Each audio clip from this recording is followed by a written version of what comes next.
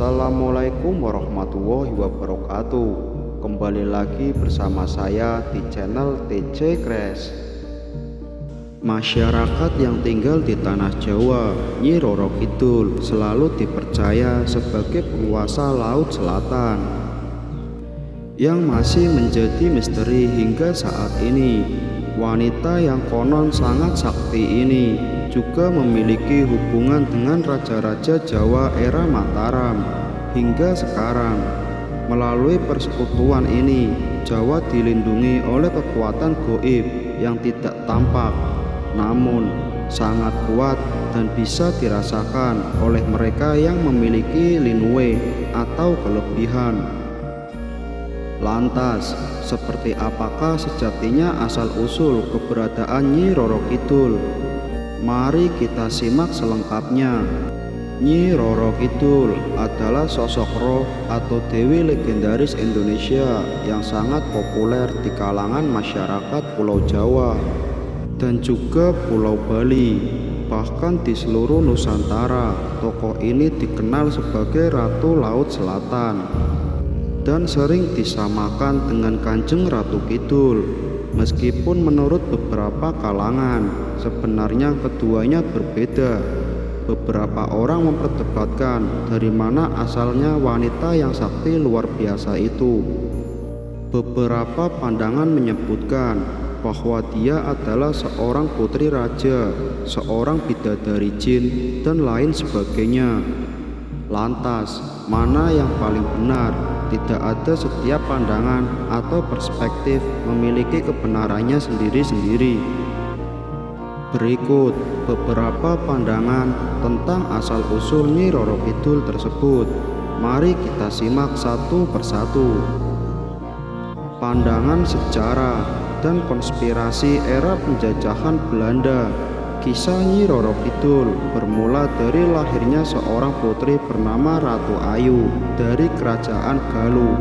Sejak dia lahir, keanehan sudah terjadi pada tubuhnya ini. Dia bisa bicara atau mengatakan jika dirinya merupakan penguasa pantai selatan. Setelah dewasa, dia menunggu seorang pria yang kelak akan menjadi suaminya. Itu adalah Raja Jawa yang kelak datang ke pantai selatan untuk meminta bantuan, dan benar saja akhirnya pada Bahan Senopati yang merupakan Raja Mataram datang ke pantai selatan.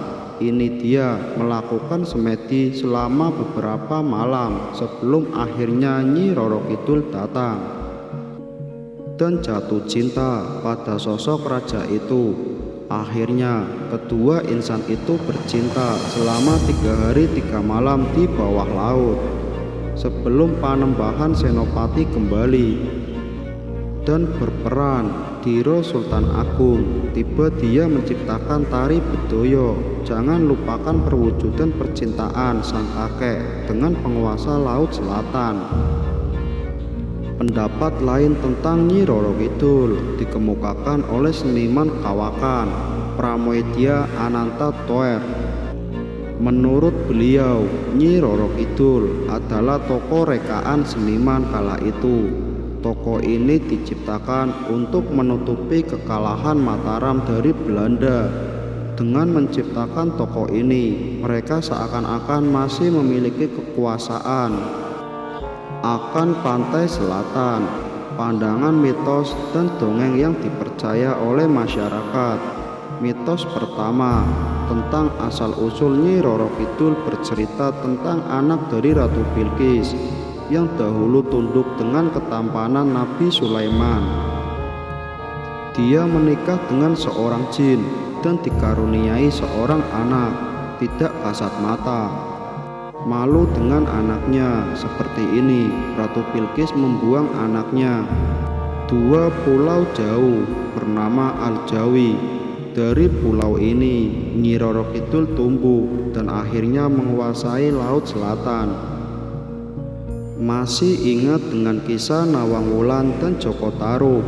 Bidadari yang dicuri selendangnya itu akhirnya menikah dengan Joko Tarub. Setelah memiliki anak, dia tahu jika Jakatarub telah mempercayainya. Dari sini dia mengambil selendang dan kembali ke kayangan. Sayangnya dia tidak diterima karena sudah menikah dengan manusia.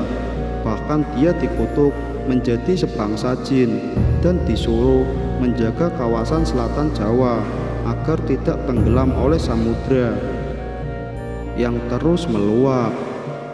Pandangan Islam tentang Nyi Roro Kidul. Dalam Islam, Tuhan menciptakan manusia dari tanah liat dan jin dari api. Keduanya hidup berdampingan dengan manusia, memiliki derajat yang lebih tinggi. Mengetahui hal ini, kaum jin tidak terima karena mereka memiliki kesaktian yang lebih besar dari manusia. Akhirnya, dengan sekuat tenaga, mereka akan membuat manusia terjerumus dan berpaling dari Tuhannya. Nyi Roro Kidul adalah jin yang barangkali memiliki tingkatan yang tinggi. Dia mengubah wujudnya menjadi seorang berparas cantik yang kerap menggoda manusia dengan wujud ini. Dia mengganggu manusia bagaimanapun caranya, termasuk memberi iming-iming jabatan dan juga uang yang banyak melimpah. Pandangan filosofi tentang kebenaran dari Nyi Roro Kidul. Filosofi adalah sebuah doktrin filsafat, agama, dan maitisme. Pada abad ke-19, urakan ini mulai muncul dan menyebar ke banyak negara di dunia. Salah satu tokoh dari Theosophy adalah Geoffrey Hodgson. Dia menyelidiki banyak sekali peristiwa mistisme, termasuk mengatakan bahwa ada dewa penjaga tanah yang membuat kawasan itu jadi aman. Saat mengunjungi Indonesia, Geoffrey juga mengunjungi pantai selatan. Dari kunjungan ini, dia menyatakan bahwa Nyi Roro Kidul tidak ada. Makhluk yang konon dianggap sebagai Nyi Roro Kidul itu adalah seorang putri dari dunia manusia yang bertapa dan menjadi kuasa di sana. Selanjutnya, Nyi Roro Kidul dianggap sebagai makhluk pikiran yang tercipta dari mitos atau kepercayaan manusia. Selanjutnya, Nyi Roro Kidul dianggap sebagai makhluk raksasa astral purba. Itulah tadi sederet asal-usul tentang keberadaan Nyi Roro Kidul. Terlepas dari benar atau tidaknya Nyi Roro Kidul, tokoh yang sangat kuat ini tetap dipercaya oleh mereka yang ada di kawasan pesisir pantai selatan. Banyak orang masih percaya orang yang memiliki niat jahat di laut itu diambil Nyi Roro Kidul, dan larangan memakai baju hijau di area pantai selatan karena warna hijau adalah baju kesukaan Nyi Roro Kidul. Gimana menurut kalian? Silahkan berikan pendapatnya melalui kolom komentar di bawah.